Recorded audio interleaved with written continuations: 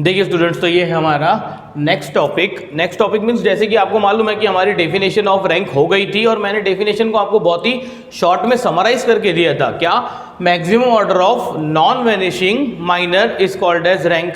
पर मैंने आपको बोला था कि भाई देखिए बेटा, अगर 5/5 का कोई मैट्रिक्स है तो हम वहाँ पे ऐसा तो नहीं कर सकते हैं कि भाई पहले 5/5 के माइनर्स चेक करेंगे, फिर 4/4 के, फिर 3/3 के, फिर 2/2 के। ये तो बेटा बहुत ही टाइम कंज्यूमिंग और लेंथी प्रोसीजर है। तो मैंने बोला था कि भाई रैंक फाइंड करने के लिए हमारे पास क्या है, अलग अलग मेथड्स है। तो आज हम देखते हैं उसी में से एक। जैसे कि हमारा आज के टॉपिक का नाम है finding the rank by reducing the matrix to equivalent form. यानी हमें क्या करना है, गिवन मैट्रिक्स को इक्विवेलेंट फॉर्म में रिड्यूस करना है और उसके बाद हमें क्या करना है, उसका रैंक निकालना है। तो सबसे पहले मुझे बताइए, मैंने लिखा है यहाँ पे इक्विवेलेंट फॉर्म। अब ये इक्विवेलेंट फॉर्म क्या होता है? देखिए इधर इक्विवेलेंट फॉर्म या फिर कैनोनिकल फॉर्म, दोनों भी एक ही नाम है। अब ये इक्विवेलेंट फॉर्म क्या होता है? देखिए मैंने यहाँ पे एक मैट्रिक्स लिखा हुआ है A इज टू दिस। अब इक्विवेलेंट फॉर्म का मतलब बहुत ही सिंपल है कि दो चीजें फॉलो होनी चाहिए बाय दैट मैट्रिक्स। पहला है कि ये जो डायगोनल एलिमेंट है, मींस प्रिंसिपल डायगोनल एलिमेंट्स, ये जैसे कि ये 1 6 10 13 0, ठीक है। डायगोनल एलिमेंट के नीचे जो एलिमेंट्स है वो सभी क्या होने चाहिए, 0 होने चाहिए। First condition. सेकंड कंडीशन है कि अगर वो मैट्रिक्स में 0 वाली रोज आने वाली है, यानी कि कंप्लीट रो में 0 एलिमेंट्स होंगे, तो उसको बोलते हैं 0 रो, ठीक है। तो अगर 0 वाली रोज आने वाली है तो वो कहाँ पे आनी चाहिए, एकदम नीचे लास्ट में आनी चाहिए। ये हमारे इक्विवेलेंट फॉर्म की क्या है, डेफिनेशन है। अच्छा, ऐसा क्यों होता है, या फिर इक्विवेलेंट फॉर्म में से रैंक कैसे निकलेगा, या क्यों हम ये स्ट्रेटेजी फॉलो कर रहे हैं, ये मैं कंपेरेटिव टू डेफिनेशन में आपको बताऊंगा लास्ट में। पहले हम क्या करते हैं, इसको समझ के एक एग्जाम्पल लेते हैं, उसके बाद हम देखेंगे कि हमने ये स्ट्रेटेजी क्यों फॉलो की और हमने बेसिक डेफिनेशन ने जो बोला था वो क्यों नहीं हमने फॉलो किया। तो देखिए इक्विवेलेंट फॉर्म यानी क्या, एक ऐसा मैट्रिक्स जिसके डायगोनल एलिमेंट्स क्या होने चाहिए। देखिए इस पे कोई कंडीशन नहीं है, ठीक है। डायगोनल एलिमेंट्स के नीचे जितने भी एलिमेंट्स आएंगे वो क्या होने चाहिए, 0 होने चाहिए। इट मींस देखिए इधर ये सेकंड रो में ये 1 0 है, तो थर्ड रो में ये 2 zeros हो गए, फोर्थ रो में ये 3 0 हो गए, नेक्स्ट रो में ये 4 zeros हो जाएंगे। ये पहली कंडीशन डायगोनल एलिमेंट्स के नीचे। इट मींस ये जो लोअर ट्रायंगुलर मैट्रिक्स वाले एलिमेंट्स है ये क्या होने चाहिए, 0 होने चाहिए। और सेकंड है कि 0 वाली रोज आने वाली है तो कहाँ आनी चाहिए, लास्ट में, ठीक है। तो फिर अब ये इक्विवेलेंट फॉर्म आ गया भाई, मैट्रिक्स से समझो इस फॉर्म में रिड्यूस हो गया, तो रैंक कैसे फाइंड होगा भाई? रैंक बहुत ही सिंपल है, number of non zero rose in equivalent form is क्या हो जाता है, रैंक। यानी कि एक बार मैट्रिक्स इक्विवेलेंट फॉर्म में रिड्यूस हो गया तो फिर उसमें जो नंबर ऑफ नॉन जीरो रोज है, जैसे कि देखिए इधर यहाँ पे ये 1 2 3 4 5 ये वैलिड एलिमेंट्स है, ये वैलिड एलिमेंट्स है, ये वैलिड एलिमेंट्स है, यहाँ पे ये वैलिड एलिमेंट्स है। पर ये रो 5 देखिए आप, क्या है, ये कंप्लीट 0 एलिमेंट्स है। इट मींस कि किसी ने पूछा भाई ये मैट्रिक्स में number of non zero rows कितनी है भाई, तो वो 4 है, ठीक है। तो हम ऐसा लिख सकते हैं row of A is equals to 4। किसके लिए भाई, ये वाले A मैट्रिक्स के लिए हम लिख सकते हैं कि रैंक कितना आया, 4। तो ये हमारे रैंक का क्या है, रिप्रेजेंटेशन है, रो, मैंने बताया था। या फिर R से भी रिप्रेजेंट कर सकते हो, हम ऐसा भी बोल सकते हैं हियर कि स्मॉल r इक्वल्स टू कितना, 4। आ रही है बात समझ में? देखिए ये मैंने आपको ये डायरेक्ट बताया। अदरवाइज देखिए इधर ये हम ऐसा भी इसको समझ सकते हैं, मैंने यहाँ पे और करके लिखा हुआ है कि रैंक क्या होता है, m-k, ठीक है, इक्विवेलेंट फॉर्म में से। देखिए ये जो बात हो रही है वो इक्विवेलेंट फॉर्म पे से हमें डाटा निकालना है, ठीक है। रैंक क्या हो जाएगा, m-k, where m equals to कितना, नंबर ऑफ रोज, और k इक्वल्स टू कितना, नंबर ऑफ 0 रोज। तो मुझे बताइए बेटा, बात तो एक ही हुई कि इनका बोलना है कि भाई मैं यहाँ पे लिख देता हूँ rank small r equals to m-k। मुझे बताइए जो A मैट्रिक्स है इसमें कितनी रोज है भाई, 5, ठीक है। कॉलम्स कितने हैं, 5, ठीक है। बताइए ये m/n अगर इसकी ऑर्डर है तो यानी कि नंबर ऑफ रोज कितनी है ये मैट्रिक्स में, 5। चलिए लिखा मैंने 5। फिर इन्होंने बोला भाई k क्या होता है, नंबर ऑफ 0 रोज। भाई 0 वाली रोज कितनी है, एक ही है, तो भी बेटा क्या हो जाएगा, 4। अरे सीधी बात है, आप या तो नंबर ऑफ क्या ले लीजिए, नंबर ऑफ नॉन जीरो रोज ले लीजिए, या फिर कंप्लीट रोज में से 0 वाली रोज को क्या कर दीजिए, सपरेट कर दीजिए, तो भी क्या आएगा, आंसर वही आएगा। आ रही है बात समझ में? तो अब हमें करना क्या है कि अगर हमें कोई भी मैट्रिक्स दिया गया है तो उसको पहले इक्विवेलेंट फॉर्म में रिड्यूस करना है, फिर इक्विवेलेंट फॉर्म में से हम रैंक कैसे निकालते हैं ये तो आपको समझ में आ गया अभी। चलिए आइए देखते हैं एक एग्जाम्पल है find the rank of A where A equals to this. एक मैट्रिक्स हमें दिया हुआ है जिसका हमें क्या निकालना है, रैंक निकालना है, वो भी कैसे, बाय यूजिंग इक्विवेलेंट फॉर्म, ठीक है। चलिए इक्विवेलेंट फॉर्म से हम सॉल्व करते हैं इसको। तो ये A मैट्रिक्स को हमें कन्वर्ट करना है इकेलॉन फॉर्म में। इकेलॉन फॉर्म मैंने अभी अभी बताया क्या होता है। तो देखिए इधर सॉल्यूशन में पहले तो मैं लिख लेता हूँ गिवन दैट, क्या गिवन है हमारे पास, ए गिवन है। कितना गिवन है, 1 2 -1 3 3 4 0 -1 -1 0 -2 7, ठीक है।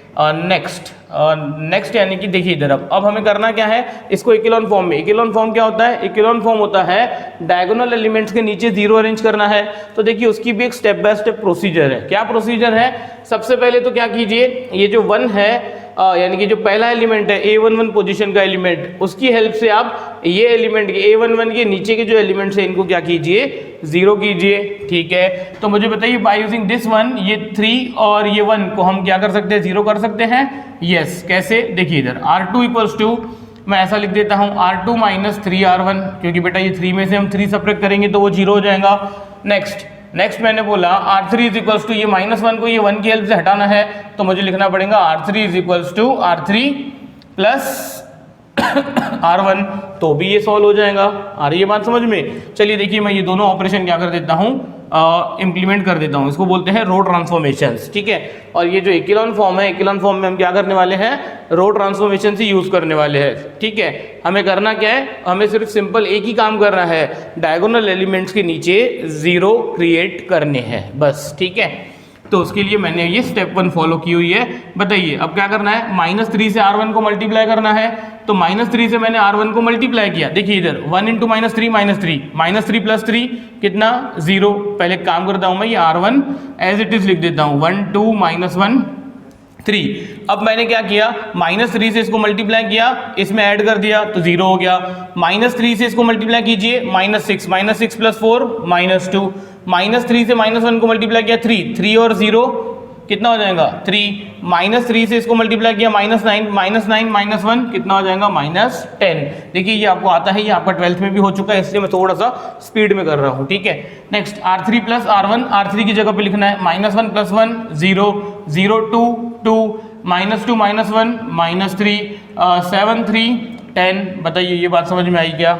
यानी पहली स्टेप में मैंने क्या किया, पहला डायगोनल एलिमेंट के नीचे जीरो अरेंज किए, ठीक है। नेक्स्ट स्टेप है सेकंड डायगोनल एलिमेंट के नीचे जीरो अरेंज करो, क्योंकि हमारा एम तो यही है सिर्फ कि डायगोनल एलिमेंट के नीचे जीरो क्रिएट करने हैं। तो मुझे बताइए ये नेक्स्ट डायगोनल एलिमेंट है, ये A22 पोजीशन वाला -2, क्या ये -2 की हेल्प से ये 2 को जीरो कर सकते हैं हम?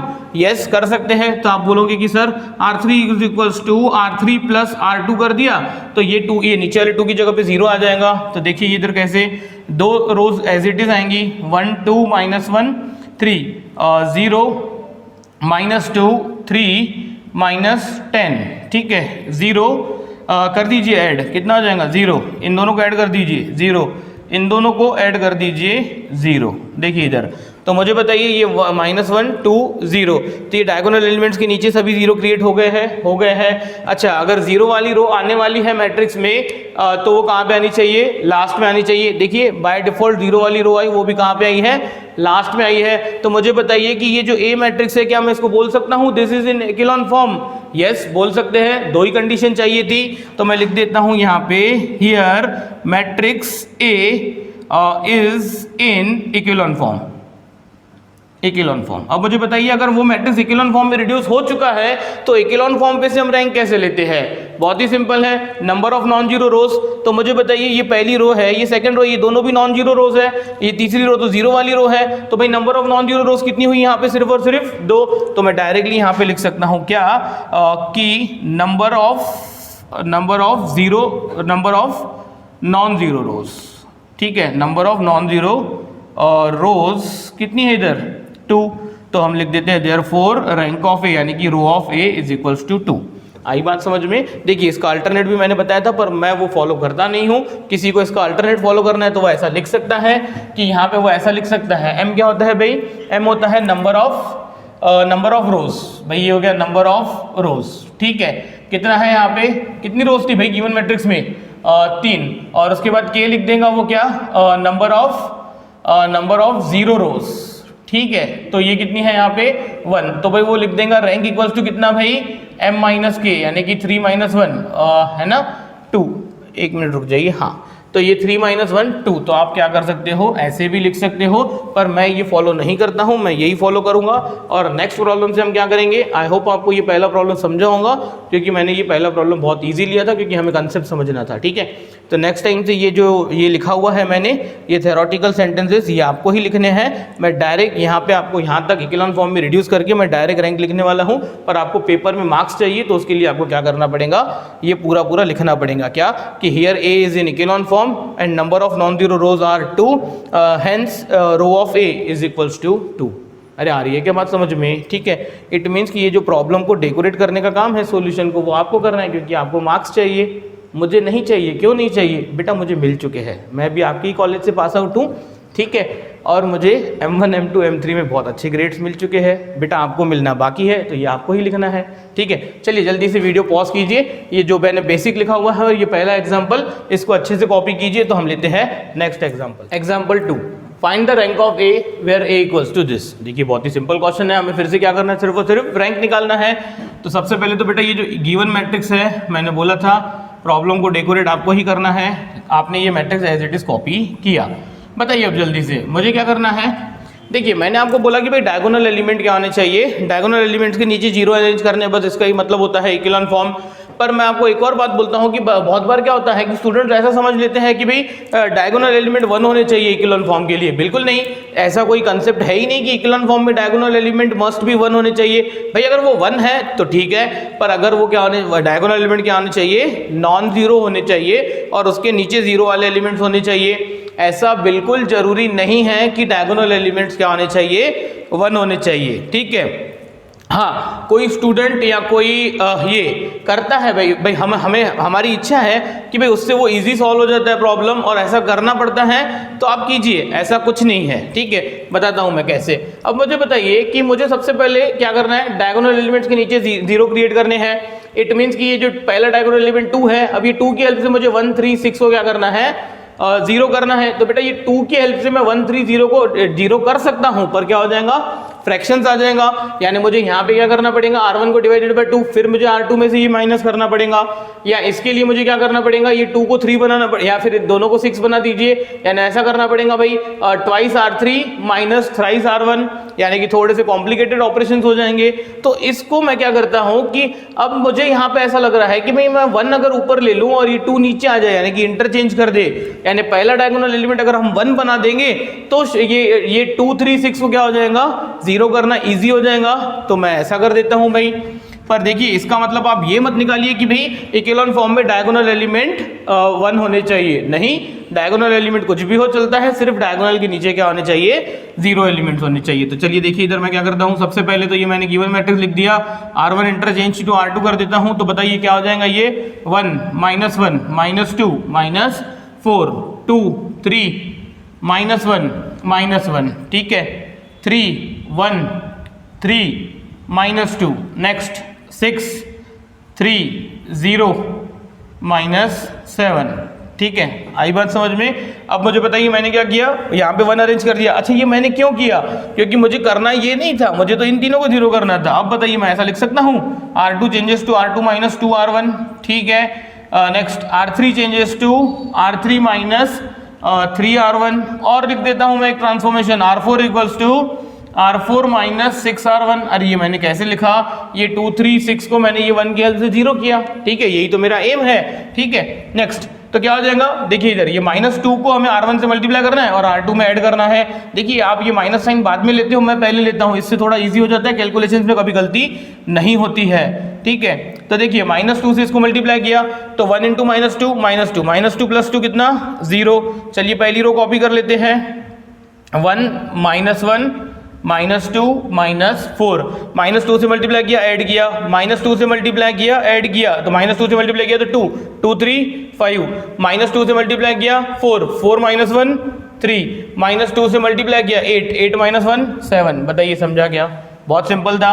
-3 से R1 को मल्टीप्लाई करके R3 में ऐड करना है, -3 × 1 -3 -3 + 3 0, -3 से मल्टीप्लाई किया -1 को 3 3 1 4, -3 से मल्टीप्लाई किया 6 6 3 9, -3 से मल्टीप्लाई किया 12 12 -2 10। बताइए समझे क्या, बहुत सिंपल है।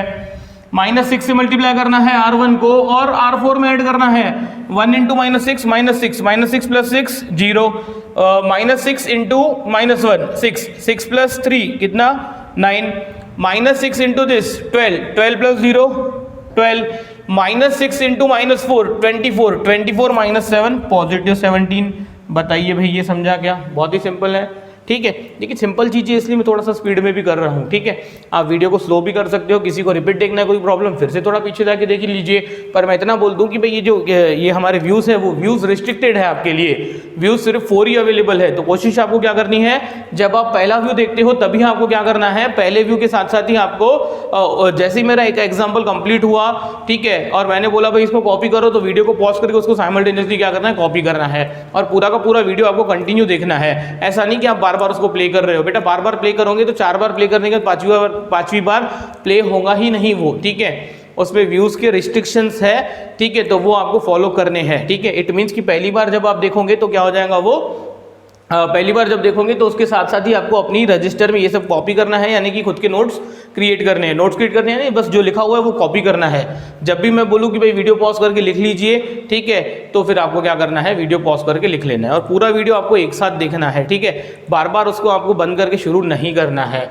अगर किसी को इंटरनेट कनेक्टिविटी का इशू है कोई प्रॉब्लम नहीं, इस बार हमने वो भी रिजॉल्व कर लिया है कि क्या करना है, आपको वीडियोज़ को डाउनलोड करना है। वीडियोज़ डाउनलोड कर लिए तो ऑफलाइन डाउनलोड्स में आ जाते हैं, फिर वहाँ से वीडियो को देखिए जब नेट बंद रहा आपका। आई बात समझ में? चलिए देखिए इधर जल्दी से। अब मुझे बताइए कि मुझे क्या करना है, ये डायगोनल सेकंड डायगोनल एलिमेंट के नीचे 0 अरेंज करना है।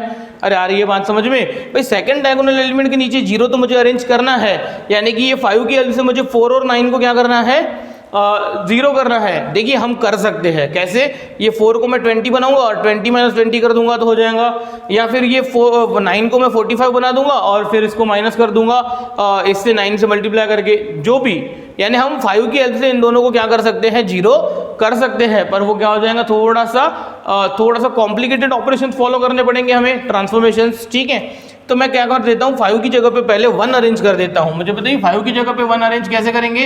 अगर मैंने R2 - R3 कर दिया तो मुझे बताइए 5 - 4 यहाँ पे क्या आ जाएगा, 1 आ जाएगा। अरे हाँ ना, देखिए इक्विवेलेंट फॉर्म का ऐसा रिकमेंडेशन बिल्कुल नहीं है कि आप डायगोनल एलिमेंट्स को 1 करो। ये तो हम क्यों कर रहे हैं, अपनी सिंप्लिसिटी के लिए, कि आगे के ऑपरेशंस, रो ट्रांसफॉर्मेशंस ईजी हो जाने चाहिए, ठीक है। क्या करना है, R2 हमने ये ऑपरेशन परफॉर्म नहीं किया। देखिए R2 - R3 ना, 5 - 4 कितना 1, 3 - 9 -6, 3 - 9 7 - 10 कितना -3, ठीक है। बताइए कितना आ जाएगा ये, 0 4 9 10 है ना, 0 9 कितना 12 17। कोई बात नहीं बेटा, मेरा एम तो ये था कि नेक्स्ट डायगोनल एलिमेंट के नीचे 0 क्रिएट करना। तो बेटा ये 1 की हेल्प से 4 और 9 0 कैसे होंगे, R3 changes to R3 - 4 R2 और R4, ठीक है, R4 changes to R4 - 9 R2, ठीक है। तो ये क्या हो जाएगा, ये 1 की हेल्प से ये दोनों 0 हो जाएंगे। कैसे 0 हो जाएंगे भाई, देखिए इधर 1 -1 -2 -4 0 1 -6 -3, नेक्स्ट ये क्या हो जाएगा 0, क्योंकि ये 0 है। -4 से मल्टीप्लाई करो, -4 + 4 0, -4 से मल्टीप्लाई करो तो 24 और 9 कितना 33, नेक्स्ट -4 से मल्टीप्लाई करो 12 और 10 कितना 22, -9 से R2 को मल्टीप्लाई करो, R4 में ऐड करो, दिस 0, नेक्स्ट -9 से मल्टीप्लाई करो, इसमें ऐड करो 0, -9 से मल्टीप्लाई करो 54 और दिस 66, -9 से मल्टीप्लाई करो 27 और 17 44, ठीक है। अब बेटा ये कैलकुलेशन आपको आनी चाहिए, एडिशन की कैलकुलेशन आपको आनी चाहिए बेटा। चलिए कोई बात नहीं, मुझे बताइए कि भाई अब ये 33 की नेक्स्ट डायगोनल एलिमेंट 33 यानी A33 पोजीशन, तो ये 33 की हेल्प से 66 को 0 कर सकते हो, यस कर सकते हैं सर, कर लीजिए, क्योंकि मुझे जरूरी नहीं है 33 को 1 करना है। तो R4 चेंजेस टू मैं करता हूँ R4 - 2 टाइम्स R3, चलता है बेटा। ये 66 में से 66 माइनस करेंगे तो 0 होगा, तो भाई ये A = कितना हो जाएगा 1 - 1 - 2 - 4 0 1 - 6 - 3, नेक्स्ट 0 0 33 22, नेक्स्ट 0, ठीक है, ये 0 है तो 0 66 -2 से इसको मल्टीप्लाई करो, -66 + 66 0, -2 से मल्टीप्लाई करो, -44 + 44 कितना 0। मुझे बताइए, देखिए ये डायगोनल एलिमेंट, ठीक है, डायगोनल एलिमेंट के नीचे 0 आ गए, यस आ गए। अच्छा नंबर अगर 0 वाली रोज आने वाली है तो वो लास्ट में आनी चाहिए, बाय डिफॉल्ट वो लास्ट में आती है मेनली, ठीक है। कभी अगर ऊपर आ गई तो हम इंटरचेंज कर सकते हैं, ठीक है, कोई बात नहीं। तो ये मुझे बताइए कि क्या अब ये ए इकोलॉन फॉर्म में आ गया है, तो आप लिख लीजिएगा यहाँ पे कि here A is in echelon form, therefore rank कितना भाई, number of non zero rows कितनी है भाई 1 2 3, तो हमारा रैंक कितना आ जाएगा 3 आ जाएगा। बताइए मुझे, समझा क्या, ठीक है, बहुत ही सिंपल था। जल्दी से वीडियो को पॉज कीजिए और इसको क्या कर लीजिए, कॉपी कीजिए। Question number 3, find the rank of A where A equals to this. देखिए यार क्वेश्चन तो फिर से सेम है, चलिए जल्दी से स्टार्ट कर देते हैं। मुझे बताइए पहले तो ये 2 की हेल्प से ये 3 1 और 2 को क्या करना है 0 करना है। ये थोड़ा सा मुश्किल है तो मैं क्या करता हूँ, पहले ऊपर 1 अरेंज कर देता हूँ। तो बताइए एक काम करते हैं, देखिए ये सॉल्यूशन है, सॉल्यूशन में सबसे पहले आप लिख लेना given matrix A is this, फिर आप शुरू कीजिएगा। मैं डायरेक्ट करता हूँ, मैं करता हूँ R1 इंटरचेंज टू R4। क्यों ऐसा भाई, ये मुझे A11 पोजीशन पे चाहिए 1, ठीक है, तो फिर ये A इक्वल्स टू, बताइए क्या है, R4 R1 की जगह पे चाहिए, तो ये 1 1 3 2, क्या है ये 1 1 3 2, नेक्स्ट -2, ये चौथी रो इधर आ गई। सेकंड थर्ड को तो कुछ करना नहीं है, तो ये क्या हो जाएगा 3 -1 4 1। थर्ड रो को भी कुछ नहीं करना है, 0 -1 0 1 2, पर R4 की जगह पे क्या आना चाहिए R1, तो आ जाएगा ये 2 -2 0 2, नेक्स्ट 2 2 4 6 -3 4 6 -3। बताइए ये स्टेप समझिए क्या, क्योंकि हमने ऐसा क्योंकि मुझे पहली पोजीशन पे 1 क्रिएट करना था, उससे इजी हो जाएगा उसके नीचे के डायगोनल में उसके नीचे के एलिमेंट्स को 0 करना, और कोई रीजन नहीं है, मैं बार बार रिपीट कर रहा हूँ, नो नीड टू, यानी कि ऐसा कोई कंसेप्ट नहीं है कि इकोलॉन फॉर्म में डायगोनल एलिमेंट 1 होने ही चाहिए, ठीक है। देखिए इधर ये 3 2 2 को ये 1 की हेल्प से 0 करना है, तो मैं 3 ट्रांसफॉर्मेशन लिख देता हूँ। R2 इक्वल्स टू ये 3 को कैसे 0 करेंगे 3R1, ठीक है। नेक्स्ट R4 ये 2 को हटाना है, तो क्या हो जाएगा ये R4 - 2R1। Next R5 is equals to R5 - 2R1। अरे ठीक है ना, ये 3 2 2 क्या हो जाएंगे 0 हो जाएंगे, फर्स्ट डायगोनल एलिमेंट के नीचे 0 हो जाएंगे इससे हमारे, ठीक है। बताइए क्या हो जाएगा ये 1 1 3 2 -2। मुझे बताइए ट्रांसफॉर्मेशन किसके लिए है, R2 के लिए, क्या है -3 से मल्टीप्लाई करो R1 को और R2 में ऐड कर दो, -3 से इसको मल्टीप्लाई करो -3 + 3 0, -3 से मल्टीप्लाई करो -3 -1 -4, -3 से मल्टीप्लाई करो -9 -9 -1 -10, -3 से मल्टीप्लाई करो -6 और 4 -2, -3 से मल्टीप्लाई करो 6 6 1 7। और बताइए R3 पे है का ट्रांसफॉर्मेशन, नहीं, कीजिए कॉपी, क्या है ये 0 -1 0 0 -1 0 1 2, ठीक है। नेक्स्ट R4 पे है ट्रांसफॉर्मेशन, यस है, -2 से R1 को मल्टीप्लाई करो, फिर R4 में ऐड कर दो, बहुत सिंपल है, 1 × -2 -2 + 2 0, -2 से मल्टीप्लाई करो -2 एक मिनट रुक जाइए, हाँ, -2 से मल्टीप्लाई करो -2 कितना -4, -2 से मल्टीप्लाई करो -6 और -2 -8 -2 से मल्टीप्लाई करो -4 और 0 -4, ठीक है। नेक्स्ट -2 से मल्टीप्लाई करो तो 4 2 6, ठीक है। नेक्स्ट R5 में भी क्या है, -2 से R1 को मल्टीप्लाई करके R5 में ऐड करना है, -2 × 1 -2 + 2 कितना 0, -2 × 1 -2 + 2 कितना 0, -2 से मल्टीप्लाई करो -6 और 4 -2, -2 से मल्टीप्लाई करो -4 और 6 कितना 2, -2 से मल्टीप्लाई करो 4 -3 1। बताइए ये समझा क्या, इससे क्या हुआ, फर्स्ट डायगोनल एलिमेंट के नीचे हमारे क्या आ गए 0 आ गए। अब प्रोसीजर तो बेटा ये है कि ये जो नेक्स्ट डायगोनल एलिमेंट है -4, इसकी हेल्प से इनके नीचे के एलिमेंट्स को क्या करो 0 करो। आ रही है बात समझ में, पर मैं बोलता हूँ कि भाई ये 4 की हेल्प से ये 4 तो इजीली 0 हो जाएगा, ये 1 को थोड़ा सा डिफिकल्ट हो जाएगा, तो एक काम कर देता हूँ मैं, ये सेकंड डायगोनल एलिमेंट की जगह पे मैं ये -1 अरेंज कर देता हूँ, ठीक है। कैसे हो जाएगा, देखिए इधर मैं ऐसा कर देता हूँ, R2 इंटरचेंज टू R3, तो ये -4 नीचे जाएगा, ये -1 ऊपर आ जाएगा। तो बताइए what the resulting matrix after this transformation is 1 1 3 2 1 1 3 2 -2, पहली रो, ठीक है। सेकेंड रो को क्या करना है, R3 से इंटरचेंज करना है, तो 0 -1 0 0 -1 0 नेक्स्ट 1 2। देखिए बेटा गलती नहीं होनी चाहिए, यानी कि एक मैट्रिक्स इधर कॉपी करने में भी गलती नहीं होनी चाहिए। एक मिस्टेक से पूरा क्वेश्चन रॉन्ग हो जाता है। और मैं आपको रिकमेंड करता हूं कि भाई अगर ऐसा लगता है भाई मिस्टेक हुई है, आपको लग रहा है भाई ऐसा फीलिंग्स आ रही है कि भाई मिस्टेक हुई है, तो उसको करेक्ट करने की बजाय क्या कीजिएगा, उसको कट करके फिर से सॉल्व कीजिएगा। क्योंकि हमने जो सॉल्व किया हुआ है हमारा ही सॉल्व किया हुआ, और हम ही गलती पकड़ने की कोशिश करेंगे तो ऐसा बहुत बार नहीं होता है। ठीक है, तो गलती हुई है तो क्या करना है, ऐसा लग रहा है कि कहीं गलत हुआ है तो उसको फिर से चुपचाप से न्यू सिरे यानी स्टार्टिंग से सॉल्व करना है। ठीक है, चलिए देखिए क्या था, R2 हो गया मेरा। R3 को क्या करना पड़ेगा, R3 पे R2 को लिखना पड़ेगा 0 -4 -10 0 -4 -10 -2 7। अरे हाँ ना, ठीक है। नेक्स्ट क्या आ जाएगा, नेक्स्ट R4 R5 दो रोज अभी भी बाकी है। 0 -4 -8 0 -4 -8 -4 6। Next 0 0 -2 2 0 0 -2 2 and 1। ठीक है, अब क्या हुआ यहाँ पे ये -1 आ गया। देखिए मैं ऐसा भी कर सकता था -R2 इंटरचेंज टू -R3, यानी मैं इनको पॉजिटिव कर सकता था, पर कोई नीड नहीं है। ठीक है, चलिए छोड़िए, मुझे बताइए कि मैं ये -4 और ये -4 को ये -1 की हेल्प से कैसे जीरो कर सकता हूं। मुझे एक बात बताइए कि ये -4 में मैं +4 ऐड कर दूं तो वो जीरो हो जाएगा। मुझे बताइए फिर ये -1 को अगर आपको क्या करना है, +4 में कन्वर्ट करना है तो इसको कहां से मल्टीप्लाई करना पड़ेगा, -4 से। तो बेटा देखिए इधर मैं यहाँ पे ऐसा लिख देता हूं R3 -4 R2। तो देखिए इससे क्या अचीव हो जाएगा, -4 मल्टीप्लाई होगा -1 को तो ये हो जाएगा 4, और ये 4 -4 में ऐड हो जाएगा तो क्या हो जाएगा 0।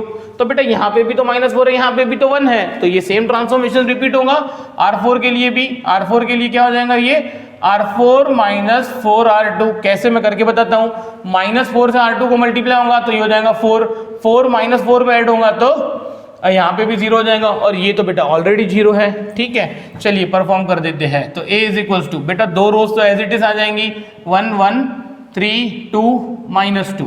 ठीक है, अरे हाँ ना। नेक्स्ट 0 -1 0 1 2। हाँ, अब बताइए करना क्या है, -4 से R2 को मल्टीप्लाई करना है और R3 में जोड़ना है। -4 से मल्टीप्लाई किया, इसमें जोड़ दिया। ठीक है, -4 से मल्टीप्लाई किया 4 4 -4 0 -4 से मल्टीप्लाई किया तो 0, और ये क्या हो जाएगा -10। -4 से मल्टीप्लाई किया और -2 -6 -4 से मल्टीप्लाई किया तो -8 -8 + 7 -1। अरे भाई यहाँ पे भी वही काम करना है, -4 से मल्टीप्लाई किया ऐड किया 0 -4 से मल्टीप्लाई किया ऐड किया 0 -4 से मल्टीप्लाई किया ऐड किया -8 -4 से मल्टीप्लाई किया -4 में ऐड किया -8 -4 से मल्टीप्लाई किया -8 -8 + 6 कितना -2। फिर से देखिए -4 से मल्टीप्लाई किया तो कितना -8 -8 हमें 6 में ऐड करना था तो हो जाएगा -2। ठीक है, और ये 0 0 -2 2 1। बेटा ये तो एज इट इज आएगा। अरे आ रही है बात समझ में, चलिए देखिए इधर जल्दी से। अब हो गया ये। अब मुझे क्या करना है, अब मुझे करना है कि ये जो 10 है, ये 10 की हेल्प से मुझे इन दोनों को क्या करना है, 0 करना है। कर सकता हूं मैं, पर मुझे बताइए ये 10 की जगह पे अगर 2 रहता था तो 2 की हेल्प से हमें 8 और 10 को 0 करना ईजी हो जाता था। तो मैं यहाँ पे ऐसा कर देता हूँ R3 interchange to R5 so that ये -2 इधर आ जाएगा। ठीक है, तो देखिए इधर क्या हो जाएगा 1 1 3 2 -2। ठीक है, 0 -1 0 1 2। नेक्स्ट R3 और R5 को इंटरचेंज करना है तो ये हो जाएगा 0 0 -2 2 1। ठीक है, R4 को तो कुछ नहीं करना है, 0 0 -8 0 0 -8 -8 -2। नेक्स्ट R3 R5 की जगह पे आ जाएगा तो क्या था वो 0 0 -10 0 0 -10 -6 -1। कोई बात नहीं, देखिए इधर अब ये -2 की हेल्प से इनको 0 करना इजी हो गया।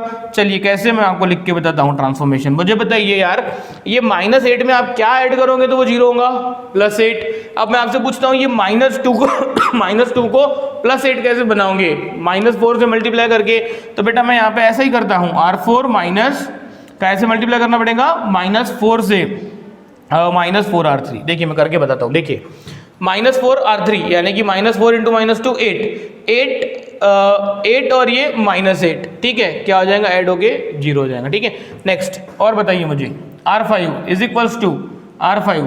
मुझे बताइए -10 में +10 ऐड करूँ तो मैं ये 0 हो जाएगा। मुझे बताइए -2 को पॉजिटिव 10 कैसे बनाओगे, -5 से मल्टीप्लाई करके।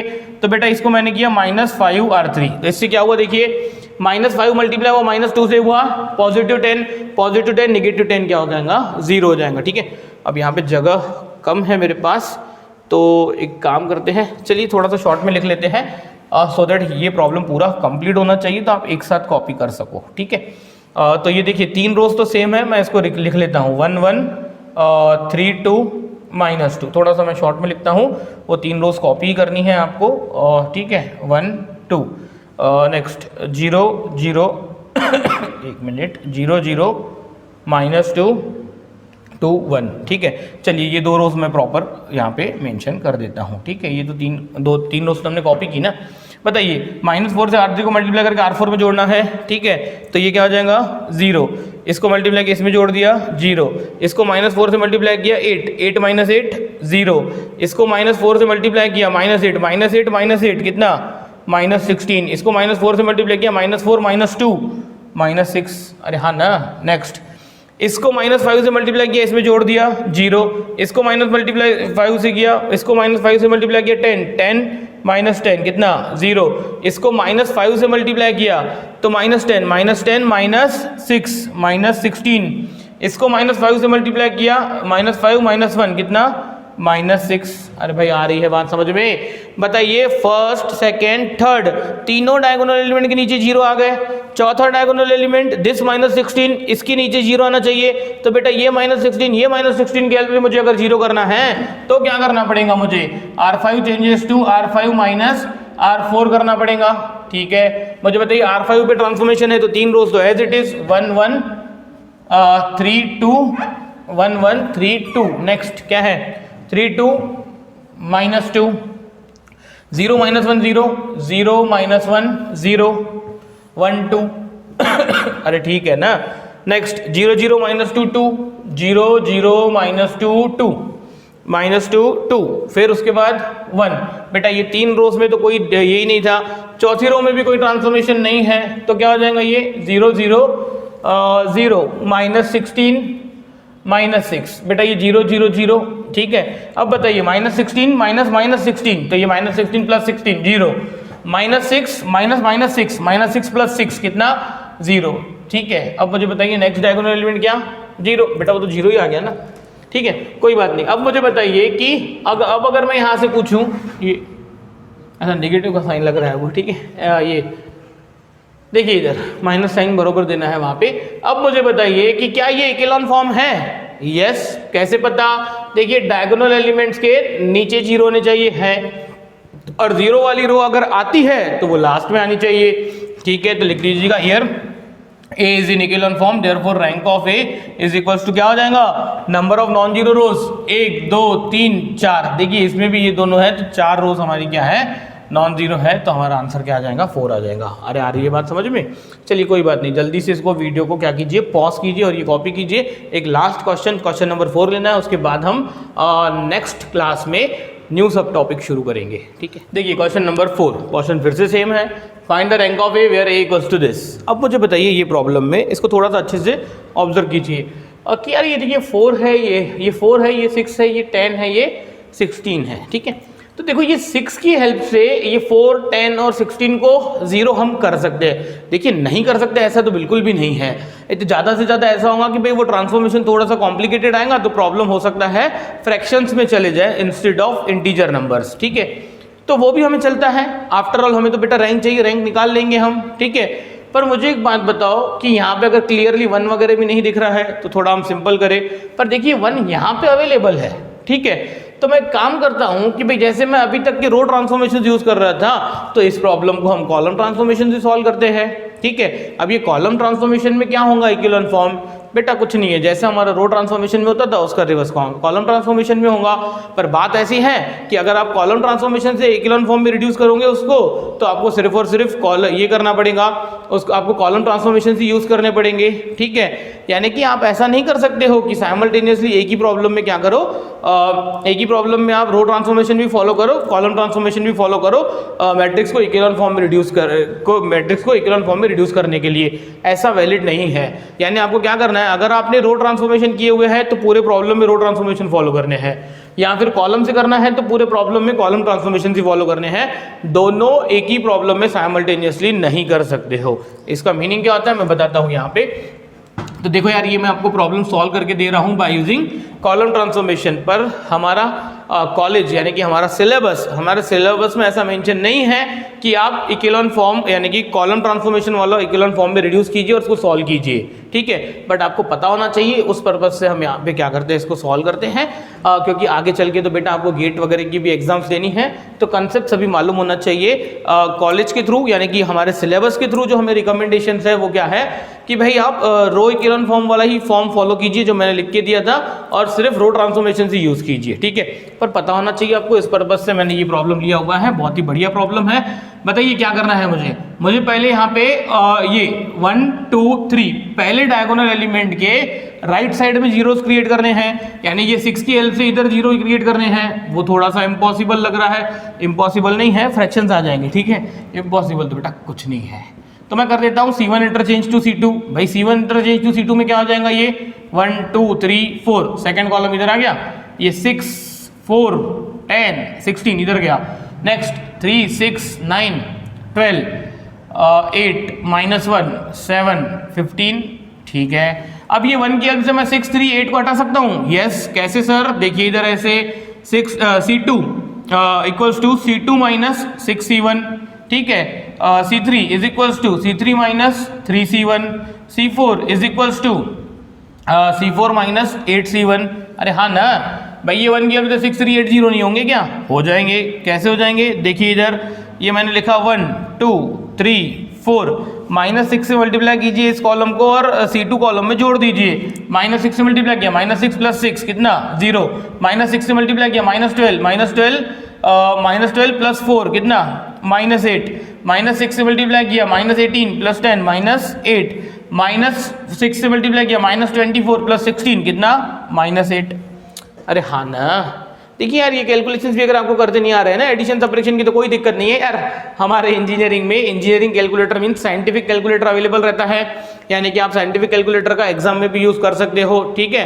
तो मस्त मजे से वहां पे करके देखिए भाई, ये C2, ठीक है भाई, C2 का है 4, -6 इंटू C1, -6 इंटू 2, मस्त मजा कीजिए, आराम से वहां पे टाइप कीजिए, इक्वल्स टू क्लिक कीजिए, आंसर आ जाएगा, ठीक है।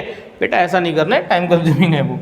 देखिए जल्दी से, -3 से मल्टीप्लाई किया C1 को और इसमें जोड़ दिया, -3 इंटू 1 -3 + 3 0, -3 से मल्टीप्लाई किया -6 + 6 कितना 0, -3 से मल्टीप्लाई किया -9 + 9 कितना 0, -3 से मल्टीप्लाई किया -12 + 12 0, नेक्स्ट -8 से मल्टीप्लाई किया, इसमें जोड़ दिया कितना 0, -8 से मल्टीप्लाई किया -16 -1 कितना -17, -8 से मल्टीप्लाई किया -24 + 7 -17, -8 से मल्टीप्लाई किया -32, ठीक है, -32 + 15 कितना -17। अरे हाँ कि नहीं, चलिए कोई बात नहीं, मैं समझता हूँ, आप समझ तो सब रहे हो, ठीक है। अब देखिए इधर अगली स्टेप में मुझे करना क्या है, मुझे ये -8 की हेल्प से ये 0 और -17 को मुझे क्या करना है, 0 करना है, यानी कि ये -17 को 0 करना है। पर मैं काम कर देता हूँ यार, मुझे ये रो देखिए, ये रो बोल रहा हूँ तो मैं सेकंड कॉलम, और देखिए फोर्थ कॉलम बहुत ही बढ़िया है, तो मैं इसको ऐसा कर सकता हूँ, ये जो C2 कॉलम है मैं ऐसा कर देता हूँ, C2 डिवाइडेड बाय -8, और C4 कॉलम को कर देता हूँ C4 डिवाइडेड बाय -17। तो बेटा इससे क्या एडवांटेज है, देखिए इससे वो थोड़ा सा अच्छा दिखेगा और एकदम सिंपल दिखेगा, ठीक है। पहला कॉलम 1 2 3 4, दूसरे कॉलम को -8 से डिवाइड कीजिए, 0 को डिवाइड किया, -8 को किया, -8 को किया, -8 को -8 से डिवाइड किया 1, नेक्स्ट ये क्या था 0 0 0 0, नेक्स्ट इसको -17 से डिवाइड किया 0 1 1 1। अरे आई क्या बात समझ में, यानी कि थोड़ा सा अच्छा दिख रहा है, ठीक है, मजा आ रही है आपको भी, है ना।